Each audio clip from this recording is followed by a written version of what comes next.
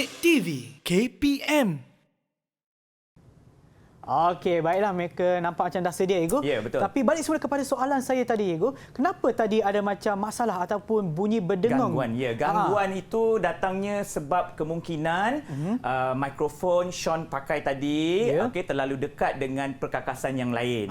Jadi dia akan menimbulkan bunyi gangguan seperti humming ataupun berdengung. Jadi kita boleh adakan jarak yang sesuai supaya masalah-masalah tersebut tidak akan berlaku lagi. Okey, baiklah, Cikgu. Jadi apa yang Cikgu akan kongsikan bersama kita pada hari ini, Ego? Jadi, hari ini dan di bawah tajuk mata pelajaran menservis peralatan elektrik domestik, saya sebagai penyampai pada hari ini di bawah modul 9 sistem audio visual.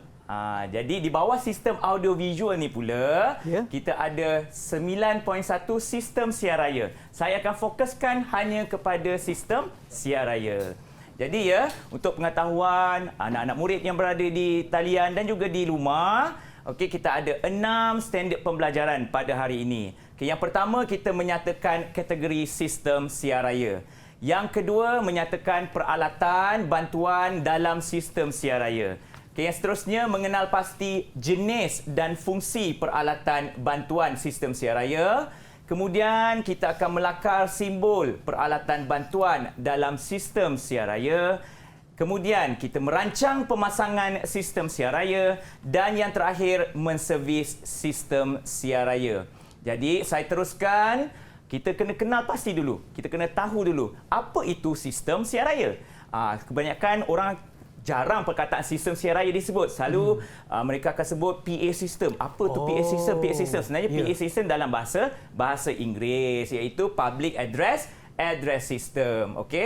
Kemudian ia merupakan sistem elektronik yang berfungsi untuk meningkatkan isi padu suara manusia, alat muzik, sumber bunyi akustik atau apa-apa bunyi yang direkodkan. Jadi kalau suara saya ini, kalau saya bercakap di halayak ramai tanpa menggunakan sistem siar raya, kemungkinan audiens yang berada di jauh dengan saya tak akan dengar suara saya. Jadi fungsinya adalah untuk meningkatkan isi padu suara manusia tersebut. Jadi murid-murid yang berada di talian, kita imbas kembali tajuk bagi kategori sistem siar raya. Kita ada 3 kategori sistem siar raya. Yang pertama, kategori A, dinamakan kategori A, iaitu di kawasan tempat terbuka, yang mana penontonnya lebih daripada 5,000 orang. 5,000 orang.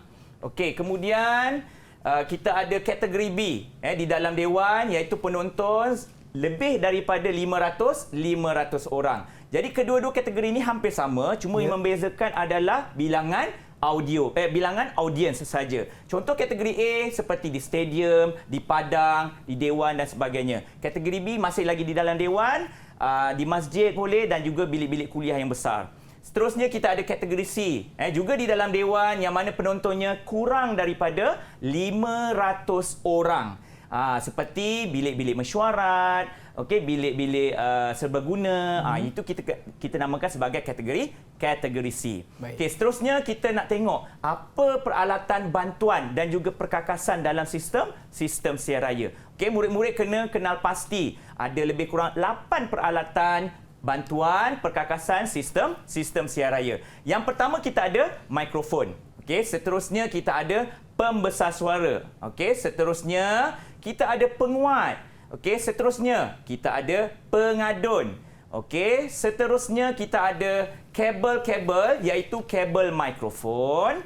Kita ada kabel audio dan video. Seterusnya kabel pembesar suara dan yang terakhir talian bekalan kuasa. Jadi Sean, boleh tak saya teruskan untuk kita tengok soalan-soalan contoh berkaitan dengan 2 subtopik ini? Boleh, Cikgu. Silakan. Baik. Anak-anak murid yang berada di talian semua sudah bersedia?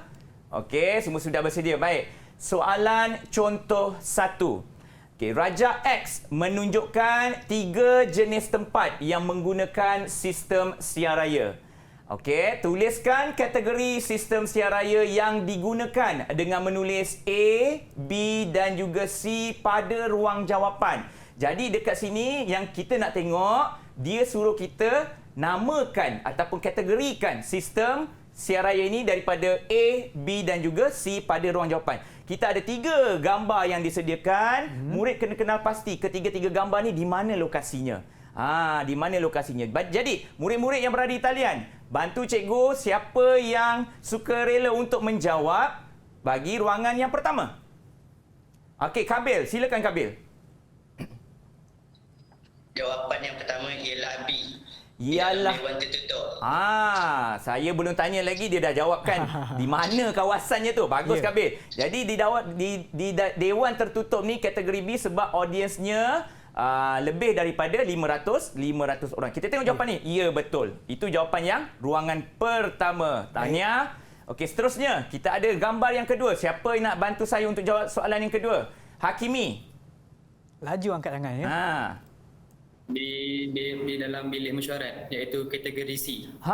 Dia ada dalam bilik mesyuarat. Kita tengok ada kerusi, ada mikrofon. Okey, di ruangan yang kecil. Jadi jawapannya kategori C. Okey, betul. Dan yang terakhir sekali, gambar di stadium. Bila A sudah jawab, B sudah jawab, semestinya yang terakhir adalah kategori A.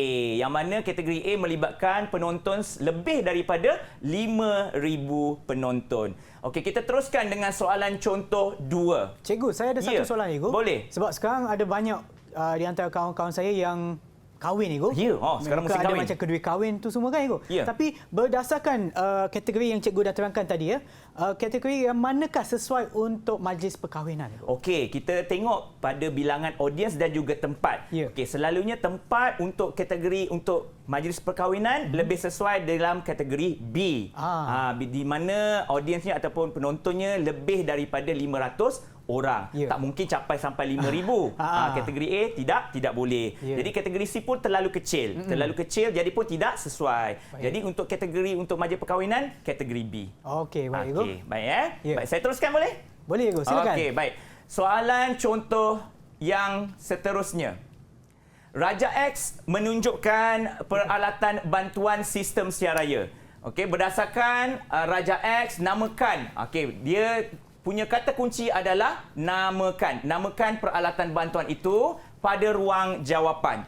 Kita ada gambar A, gambar B, gambar C dan juga gambar D. Jadi, murid-murid di talian boleh terangkan dengan saya, boleh beri jawapan apakah gambar A.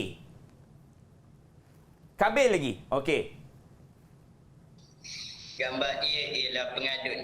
Pengadun. Kita tengok jawapannya betul ke tidak. Ya, betul. Pengadun. Okey. Ini gambar-gambar ni pun saya dah terangkan secara sepintas lalu sebentar tadi. Baik, seterusnya. Gambar yang kedua, gambar B.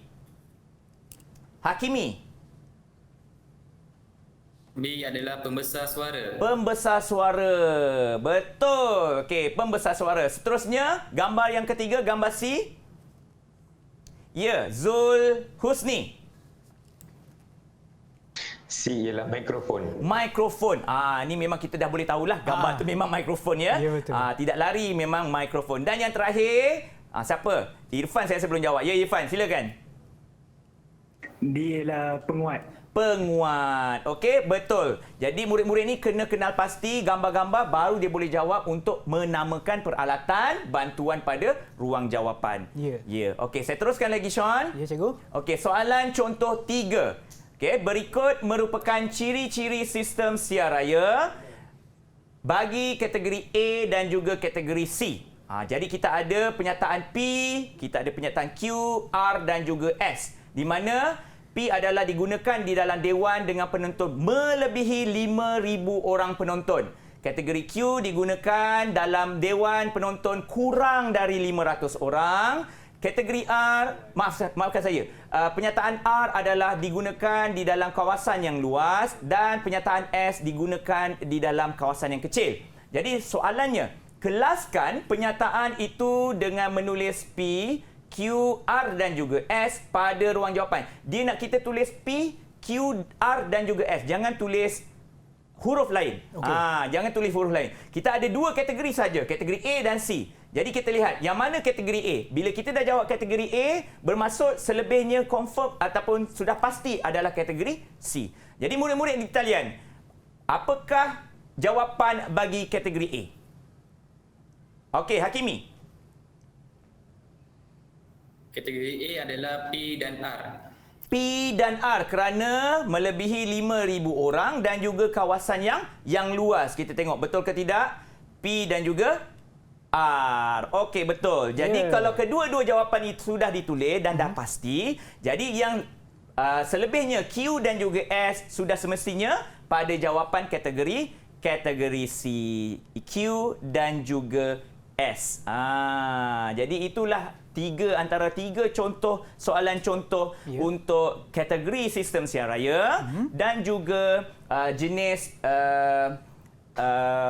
peralatan bantuan dalam sistem siaran raya, Sean. Okey, cikgu. Berkenaan pula dengan topik kita ataupun yang berkenaan dengan kategori dan juga peralatan bantuan yang cikgu baru sebutkan tadi, ada tak berkaitan dengan soalan, cikgu? Ada tak apa-apa kesilapan yang biasanya dilakukan oleh murid-murid bila menjawab soalan sebegini? Baik, kesilapannya adalah mereka, contoh soalan 3A ni. Soalan 3 ini. Kelaskan pernyataan dengan menulis P, Q, R dan juga S. Tetapi mereka tulis mungkin huruf W ataupun mereka salin semula. Mereka salin semula ayat ni di dalam ruang jawapan. Jadi walaupun mereka salin maknanya pernyataan ataupun ayat tersebut mereka salin di sana, takkan dapat jawapan, cikgu? Tidak akan dapat jawapan. Walaupun pada kedudukan yang betul? Ya.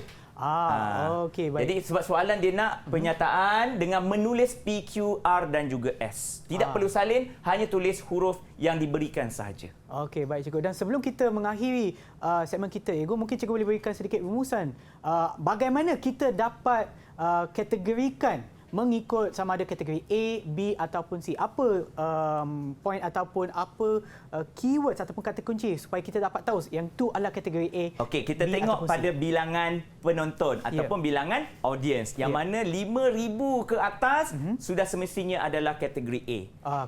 Okey, 500 ke atas kategori B dan kurang daripada 500 adalah kategori C. Okey. Dan juga berkenaan pula dengan lokasi pun sangat penting ke, cikgu? Kalau lokasinya di kawasan yang luas, itu kategori A. Okey, di dalam dewan ataupun di dalam bangunan boleh kategori B dan juga kategori C, tetapi tengok kepada bilangan audiens. Jadi bilangan audiens tu memainkan peranan yang penting bagi menentukan kategori A, B dan juga C. Didik TV KPM